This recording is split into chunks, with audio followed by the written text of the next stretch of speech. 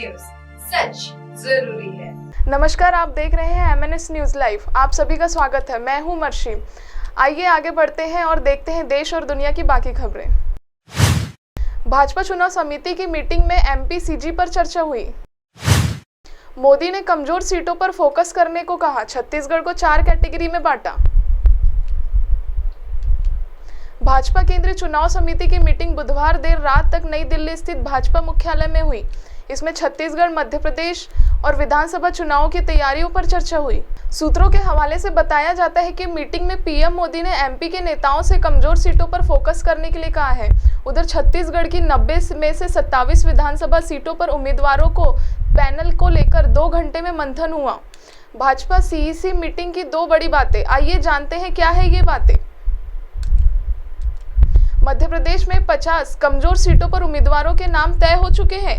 इनकी घोषणा सितंबर तक कर दी जाएगी। छत्तीसगढ़ में 27 सीटों पर उम्मीदवारों के नामों की घोषणा 1 या 2 दिनों में ही हो सकती है। मीटिंग में PM मोदी, भाजपा अध्यक्ष JP नड्डा, गृह मंत्री अमित शाह, रक्षा मंत्री राजनाथ सिंह, मध्य प्रदेश के CM शिवराज सिंह चौहान, MP भाजपा अध्यक्ष VD शर्मा, छत्तीसगढ़ के पूर्व मुख्यमंत्री रमन सिंह समेत भाजपा के कई वरिष्ठ नेता शामिल हुए हैं। छत्तीसगढ़ की सीटों को 4 कैटेगरी में बांटा गया है। आइए देखते हैं कि 4 कैटेगरी कौन सी है। मीटिंग में छत्तीसगढ़ की 90 सीटों को 4 कैटेगरी मतलब A, B, C और D में बांटा गया है। 4 कैटेगरी में A कैटेगरी में ये सीटें हैं जिन्हें भाजपा ने हर बार जीता है। B कैटेगरी में वे सीटें आती हैं जिन पर भाजपा की जीत हार दोनों हुई है। C कैटेगरी में सीटों का भाजपा कमजोर है। वहीं D कैटेगरी की सीटों पर भाजपा कभी नहीं जीत सकी है। मीटिंग में B और C की 22 और D कैटेगरी की 5 सीटों पर चर्चा हुई है। सूत्रों के मुताबिक इस बंटवारे से कमजोर सीटों पर पार्टी ज्यादा फोकस दे सकेगी। सूत्रों के मुताबिक भाजपा विधानसभा चुनाव में छत्तीसगढ़ की आधी सीटों पर नए उम्मीदवारों को मौका दे सकती है।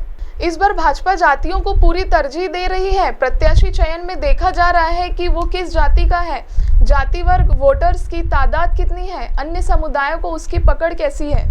मजबूत दावेदारों को चुनाव की तैयारी शुरू करने जैसे आयकर, संपत्ति विवरण, क्रिमिनल रिकॉर्ड, एजुकेशन और सर्टिफिकेट इकट्ठा करने कहा है। साथ ही सारी जानकारी पुख्ता और दस्तावेज सारे ताकि नामांकन पत्र खारिज ना हो सके। MP पर 1.5 घंटे बातचीत, हारी हुई सीटों पर फोकस ज्यादा। आइए जानते हैं।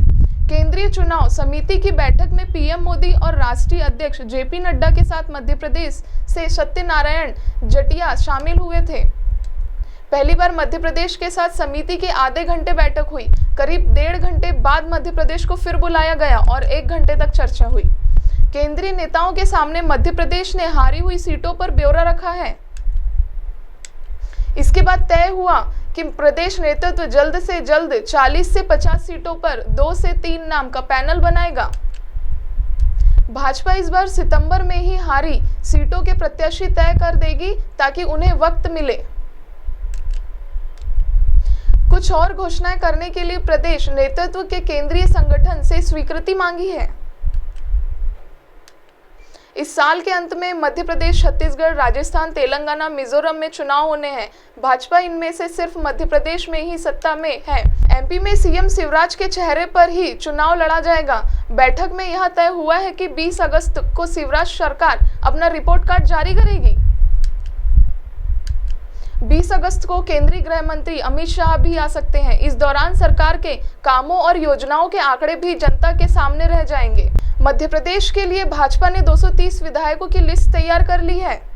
ये विधायक उत्तर प्रदेश, बिहार, गुजरात और महाराष्ट्र के हैं जो अपने क्षेत्र के चुनाव जीत की रणनीति में माहिर माने जाते हैं। हर एक विधायक को मध्य प्रदेश की 1 सीट का जिम्मा दिया गया है। ये विधायक हर सीट से दावेदारों का पैनल तैयार कर केंद्रीय नेतृत्व को रिपोर्ट सौंपेंगे। आइए रुक करते हैं अब अगली खबर की ओर। देश में 11 दिन से थमा है मॉनसून। ब्रेक के कारण जमा बादलों से हिमाचल, उत्तराखंड में तबाही। दोनों राज्यों में 8,000 करोड़ का हुआ नुकसान।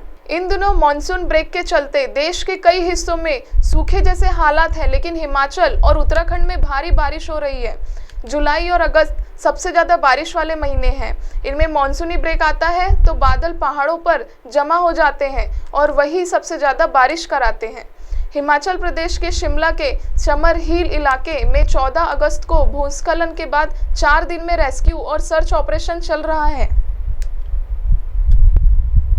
भारतीय सेना, एसडीआरएफ और पुलिस यहां बचाव कार्य में जुटी हुई है। लापता 21 लोगों में से अब तक 13 शव बरामद किए जा चुके हैं। हिमाचल प्रदेश में इस साल मॉनसून सीजन में 7500 करोड़ रुपए का नुकसान हुआ है, जबकि 327 लोगों की जान गई है। इनमें से 71 लोगों की मौत पिछले 4 दिन में हुई है।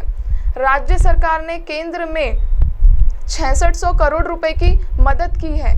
हिमाचल के कांगड़ा में एयरफोर्स लोगों को हेलीकॉप्टर की मदद से रेस्क्यू कर रही है। 15 और 16 अगस्त को एयरफोर्स ने 780 लोगों को एयरलिफ्ट किया है। उधर Uttarakhand state disaster management department का कहना है कि राज्य में इस सीजन में अब तक 650 करोड़ से ज्यादा तक का नुकसान हुआ है। इसी के साथ एक बड़ी खबर निकल कर आ रही है। डीआरडीओ के पूर्व डायरेक्टर जनरल वीएस अरुणाचलम का बुधवार को निधन हो गया है। अमेरिका में पीएम मोदी ने शोक व्यक्त किया।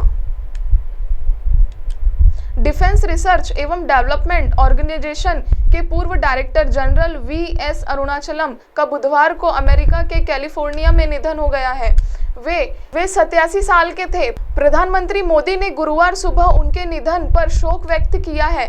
पीएम मोदी ने उनके जाने से साइंटिफिक कम्युनिटी की बड़ी क्षति हुई है, जिसकी भरपाई नहीं की जा सकेगी। अब आप हमारे चैनल को आपके मोबाइल ऐप पर भी देख सकते हैं। मोबाइल ऐप देखने के लिए प्ले स्टोर से MNS news TV app download करें और Insta link, Twitter link, hike, Facebook और सोशल मीडिया प्लेटफॉर्म पर हमारा चैनल उपलब्ध है। आप हमारे चैनल को लाइव देख सकते हैं। www.mnsnews.com पर फिलहाल वक्त हो चुका है ब्रेक का, और ब्रेक से लौटने के बाद देखते हैं देश और दुनिया की बड़ी खबरें। नमस्कार।